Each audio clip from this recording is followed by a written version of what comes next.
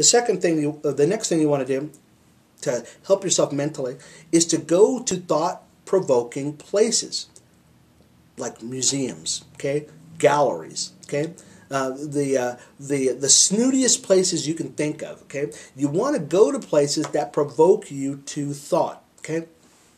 Now let me expand on this just a little bit, okay. A bar is not a thought-provoking place, guys. I know a lot of you just love going to bars and you love, that's what my friends are at. Well, wonderful, okay? You can go to bars after you've gone and filled your mind with thought-provoking things, okay?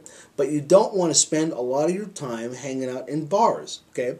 You want to hang, and that's why we don't generally do networking events in places like that, because they're not thought-provoking. Every place I go, I want to be provoked to thought. Okay, your mind has such a huge capacity for creativity. Okay, use it, because we only use what, 5%, 10%, some people 2%. Okay, and that's for a reason, because we're not exercising our mind. Okay, every time that I get around people who are just brilliant, I walk away going, oh my gosh, that is just so.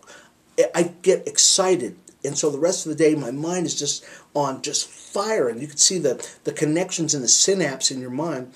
Every time you're around a new creative idea, you make a new connection in your mind. Okay, and these synaptic receptors and all this. I mean, if you're one of those people who knows all about those things, you know what I'm talking about. But they make connections, and they make connections here, and your mind gets more big. It gets bigger, and it gets more excited.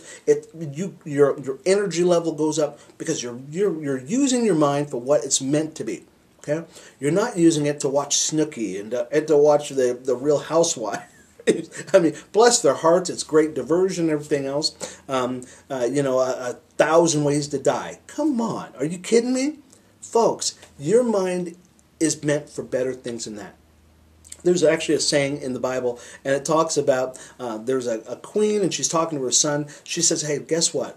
Leave all of that other stuff to people who want to get drunk." Okay, your brain, your purpose in life, and I really believe, and I believe I'm speaking to somebody right now. Your purpose is to become very, very wealthy and become very, very influential. Okay. As such, you've got to do certain things to get to that place. Okay, you don't have the luxury of being able to be a sloth. Okay, or I know this is very very controversial, but guess what, folks? I feel very passionate about the fact that you're supposed to be out there making a difference in life, because a lot of people are depending on you to do it. If you don't do it, guess what? The pool of movers and shakers starts dwindling and dwindling and dwindling. Okay. We want to be the people who are making a difference in life. So you've got to begin to go to places that are going to provoke your mind, okay? Places that you normally wouldn't go to, okay? Because those places are going to begin to get your mind moving, okay? I think we've made our point on that, okay? You need to fix your thoughts on things that are uplifting, okay? Refuse to be down, okay? Reject thoughts of doom and gloom. All right, let me say that one more time, okay? You need to fix your thoughts on things that are uplifting, okay? Don't think about things that are down. Reject those things. It's almost like you want to begin to set up in your own mind an oil and water type thing, okay? Where when you're around those things that are doom and gloom, and those things that are not speaking life into you, that you're literally running from those things. You're repelling those things. Your mind is turning off to those things. Not that there's not the reality that things are out there that are gloomy or doomy or anything like that, but you don't want that to become a regular part of your psyche. Okay, so you want to keep your mind on great things, great colors, great smells. You want to be thinking of creative thoughts. Okay, it's almost like when we talk about this on occasion in our networking group, and we talk about that comedians are funny people. Okay, why are they funny? Well, it's because they think of funny things. Okay, why do they think of funny things? Because their mind is always thinking about funny things. They're practicing what they do. Okay. They practice what they do. As a creative person, as a CEO, you need to begin to be creative. You need to think about creative things on a constant basis. Okay? When you're sitting around the house, okay? Instead of just sitting there vegging in front of the TV, get a piece of paper, okay? I've got a piece of paper right here in front of me, okay? You need to begin to doodle, okay? Begin to think of things, okay? Drawing shapes, drawing, the next greatest thing. I really believe that in the next 10, 20 years that you're going to see even greater inventions than you've ever seen before. Because guess what? The generation that's coming up before us, they didn't have the hindrances that we had. They've got technology to just begin to boost them forward, okay? I still haven't seen a man flying without an airplane. It's going to happen, okay? There's some great inventions that are going to be hitting us that we haven't seen yet. We're going to see them, okay? All right. So that's mentally, okay? You need to begin with a mental attitude check to increase your capacity, because everything starts with a thought, okay? Next thing is emotionally. You need to emotionally change your attitude, okay? You need an attitude adjustment, y'all, okay? It will determine your altitude. I mean, we've all heard that before. Your attitude will determine your altitude, okay? You must adopt a winning attitude. You're all winners. If you've come into business thinking, oh, I'm just going to screw this up and I'm going to lose, guess what? You're going to screw up and you're going to lose. Okay? But if you come into it with a wholly different attitude, then guess what? You will have a huge different attitude. For many, many years, they thought that the 3-minute mile or the 4-minute mile could not be broken. And so his name is Bannister, I believe, the man who cracked the 4-minute mile. Well, what happened is that all people, physicists, doctors, psychologists, said that if a man ever tried to run faster than that, he would die. Okay, but the attitude of Mr. Bannister was no way. There's no way. That was a challenge. He said, "I'm the winner. I can do this. If a man could get to 4 minutes, I can get to 3 minutes, 59 seconds. And guess what? Now the 4-minute mile is run by 13-year-old kids.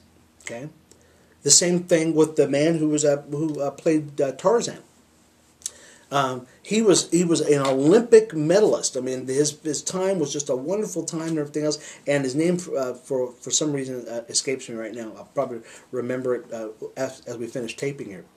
But they said, you know what, that he has got to be the fastest man. Weissmuller. Sorry, thank you. I remember his name now. Johnny Weissmuller. They said, you know what, that he would never be beaten. Once again, his time in speed trials is now what 13-year-old girls do in modern day times. And it's really all about the attitude of the people who attacked a problem now that got them to that new point. If they did not believe that they could do this, guess what? They wouldn't have done it. But their attitude said, no way, I'm a winner. I can do these things. So, let me ask you a question. How do you see yourself? Okay? Literally, how do you see yourself? Okay? Your self-image is crucial. Okay? It's impossible to perform consistently in a manner inconsistent with the way you see yourself. Let me say that again. It is impossible to perform consistently in a manner that is inconsistent with the way you see yourself. If you see yourself as a loser, but you're trying to act like a winner, guess what? You'll do it for a certain period of time, but at some point you're going to probably stop. Okay?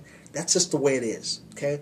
It's called putting up a front. Okay? You can only put up a front for so long, and then you'll fall back to the way you normally are. So it's impossible to consistently work in a manner or be in a manner that is inconsistent with the way that you see yourself. Okay? So how do we see ourselves? And how we see ourselves is how we will act. Okay?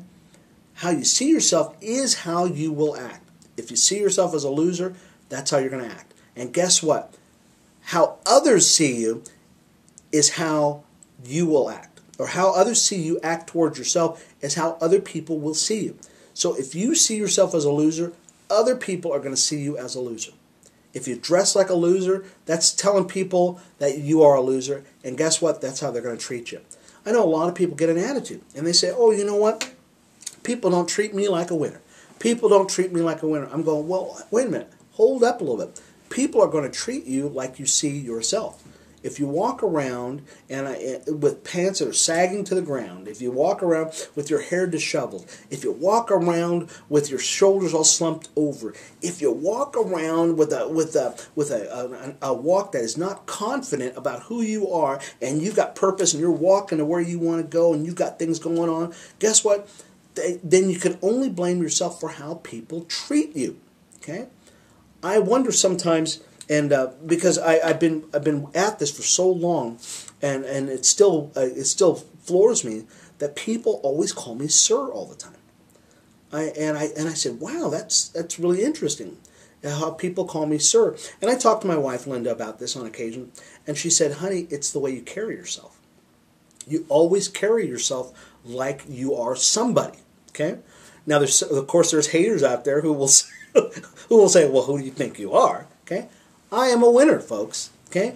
Just like you are. If you were not watching this video, you would not have it in you to call yourself a winner, or you want to be a winner. Okay. You want to be called a winner, so that's why you're watching this video. And guess what? You can be that. You can increase your capacity just by the way you walk, by the way you dress, by the way you hold yourself.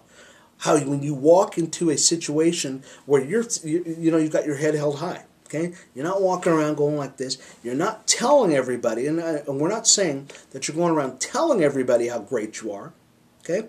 Because really, when you go around telling everybody how great you are all the time, that's showing there's a lack of something inside of you, okay? If you work with people who that's all they do is every conversation always goes back to them, then that shows that there's a lack of something going on inside of them. Okay?